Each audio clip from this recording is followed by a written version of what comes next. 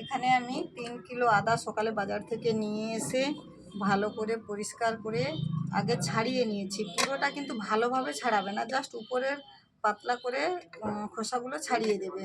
দেওয়ার পরে পরিষ্কার করে সব খোসাগুলো ধোয়ার পরে এখানে দেখুন প্রত্যেকটা খোসা কিন্তু খুব সুন্দরভাবে উঠে গেছে এবং খোসাগুলো উঠানোর পরে ভালোভাবে আমি ধুয়ে নিয়েছি, পরিষ্কার করে ধুয়ে জল ঝরিয়ে নিয়েছি। নেওয়ার পরে আমি এখানে এই ছোটো ছোটো করে কেটে নিচ্ছি। এইভাবে কেটে সবগুলোকে কেটে নেব।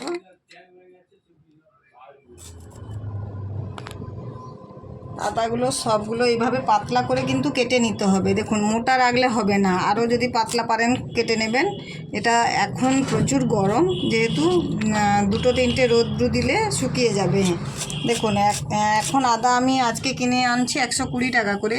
আমাদের তো এই বছর আদা এখানে গিয়েছে প্রায় ধরুন 300 টাকা পর্যন্ত গিয়েছে।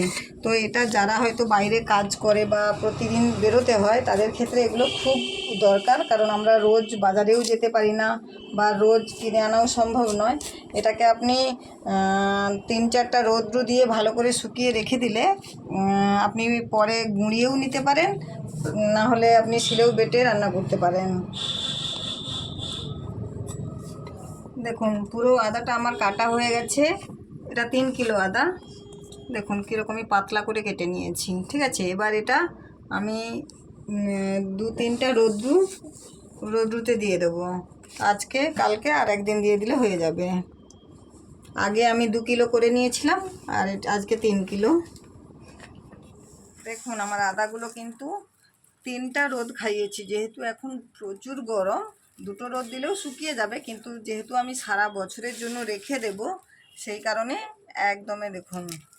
এবার এগুলোকে আমি ভরে একটা ডিবার মধ্যে করে রেখে দেবো। এটাকে বারবার খোলা যাবে না, কারণ আপনি মিক্সিতে গুঁড়া করবেন বা শিলে গুঁড়া করবেন, সেটা একটু বাইরে বের করে রেখে দিয়ে বাকিটা কিন্তু একটা ভালো করে প্যাকেট করে নিতে হবে। একটা কাঁচের জারে হোক বা প্লাস্টিকের জারে হোক করে রেখে দিতে হবে।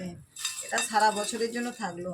এবার এটাকে আপনি যদি মিক্সিতে গুঁড়া করেন তাহলে এগুলো নিয়েই শুকনো গুঁড়া করে নিতে হবে, আর যদি শিলে আপনি বাটেন তাহলে আপনার পরিমাণ মতো নিয়ে জল দিয়ে যেরকম মশলাটা বাটেন শুকনো মশলা সেইভাবেই বেটে নিতে হবে। যেরকম হলদি বাটেন বা শুকনো লঙ্কা আপনি বাটেন সেভাবে বেটে নিতে হবে।